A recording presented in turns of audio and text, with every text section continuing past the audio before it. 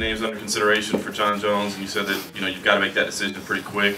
Is that the type of performance that you can get a title shot off of, or? Well, listen, I don't think anybody can deny, no matter what his performance was tonight, he's one of the top 2, 3 in the world. He is, period.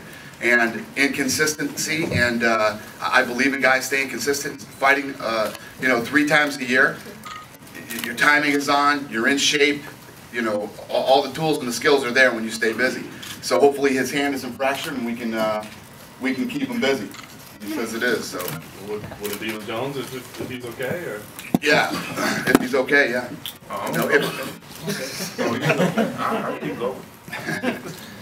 So we'll see what happens. We got to get him looked at by a doctor, and then we'll figure it out, and we'll go from there. Performance, were you happy with it? Can you hear me? I was okay with my performance. I wanted to do a little bit more, and I knew that I could stay on my feet with Matt Hamill, but I just Matt had a great game plan. I saw it as soon as I got in there with him. I saw how far away he was staying away from me. I could tell he was taking me up to take me down, and he had some great low leg kicks, and it just made me not do exactly what I wanted to do. I wanted to come and throw some bungalows on him and drop these big D's on him, but he's a tough guy, so I couldn't do exactly what I wanted. So I'm a little bit disappointed, but I lived though. You dominated the fight, but how important is the finish to you? I mean, you mentioned at the weigh-in yesterday, and you haven't had one for a couple of years. I mean, is that something that you're thinking about a lot lately, or are you real happy to just to get the win? Well, no, I wanted to knock out. You guys know how I am. You guys know I like knocking people out and stuff like that. Matt never been knocked out before, so I found it out like a couple of days ago. I didn't know that, and I kind of took it as a personal challenge. So I was trying to knock him out, but I ended up, hurting my hand a little bit more. Not even the fracture one, that guy got a hard head. I don't think nobody's going to knock him out, Good luck to him. He's tough. I think Matt got a long future in this sport, because I'm telling you, I was trying to knock his head off.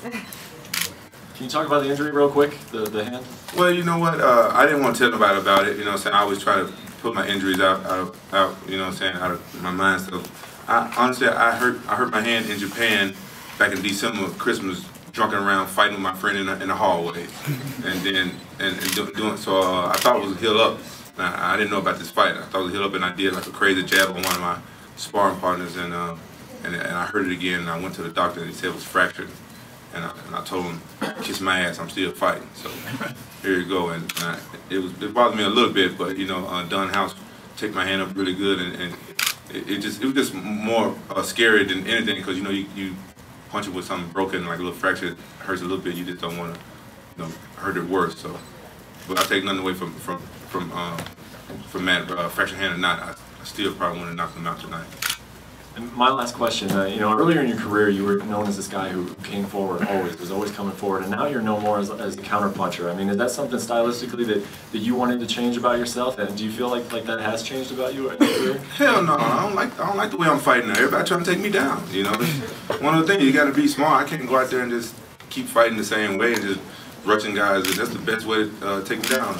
And the first time I sparred in this training camp, I brought on some great wrestlers, and I did that. I was rushing forward on them, and they was taking me down. I said, oh, yeah, what the hell I'm doing? I got to sit back and counterpunch and defend the takedown, So that's when you fighting people that just want to take you down, you just got to fight a different way. And I threw some leg kicks just to shut some people up. There was only 10 seconds left in the first round when I threw that leg kick. So y'all shut the hell up. I know move time. You've been following Rashad and Jones' feud. No, not at all. I figured anybody that knows Rashad, they're gonna have a feud. So they do my own thing.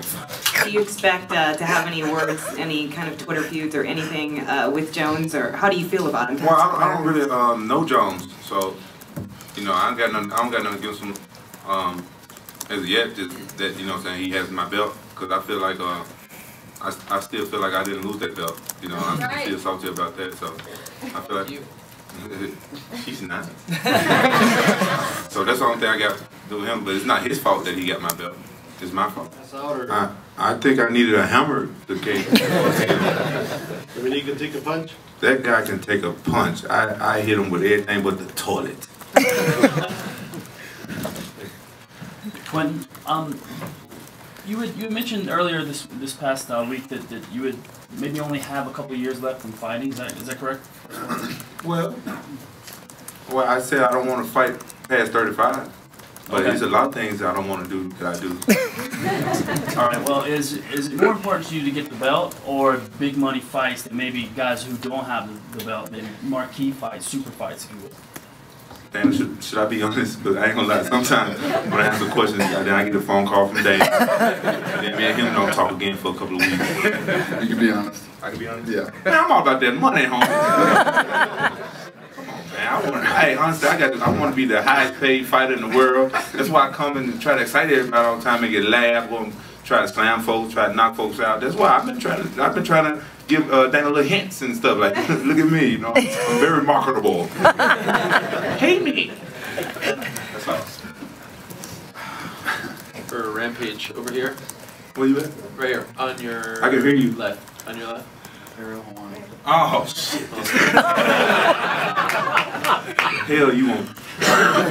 Well, congratulations on the win, first and foremost. That means a lot coming from you. Thank you. Earlier this week, you were talking about your entrance music and how you weren't going to use the Pride song, so I was curious to hear what you chose. And I might be looking into it a little too much, but the lyrics were one more road to cross and one more risk to take, and I was wondering if there was any significance to that. Haven't you guys noticed anything about my entrance songs for my fights? It's always got something to do with my fights. You guys haven't noticed that yet? Y'all don't see that I'm a genius, that I don't, you know, y'all haven't noticed that yet about my fights? There's more to the Rampage than Rampage. Y'all gotta really look in and see what's going on and stuff. Go back and watch my old fights and listen to the walkout songs, and then you will see like, oh, it is like Machida. We both came from Pride. And I told her where I want to get back to like my Pride status. I try to do the slam that I did in Pride, you know what I'm saying? You know, it's this, and Matt Hamill was like, I ain't fighting for the belt. Dana promised me the belt a long time ago. I thought I knocked out Vanderlei ugly ass. He ain't hear it, is he? You know what I'm saying? And so there's one more road to cross, and I crossed this road barely, but I got across. I barely crossed it, but I got across. So you know what I'm saying? That's why that song. So if I fight my next fight, who knows what I'm coming out to? It might be something about breaking bones or something. Who knows? If I fight, you know, Bones Jones. That's his name, right? John Bones Jones. What's the severity of your hand injury? What'd you say? How injured is your hand? Man, you know, you gotta use lamest terms when we talk to them. Come on, man. Don't be trying to show your education up. Come on, dog. Don't do me like that. The hand. What about it? What you want to know? Your hand. What about it? How hurt is it? It's not hurt enough to whoop your ass right now. You know, I'm gonna go see the doctor. I'm gonna go see the doctor maybe Tuesday, cause you know. But I see this little finger right here is swollen. Honestly, it is. I know it's bad, but this finger right here is swollen. I gotta check that out. I don't know what was that, but you know, Don House did an excellent job of wrapping my hand. I don't know if you guys understand that the fighters, you know, saying the UFC.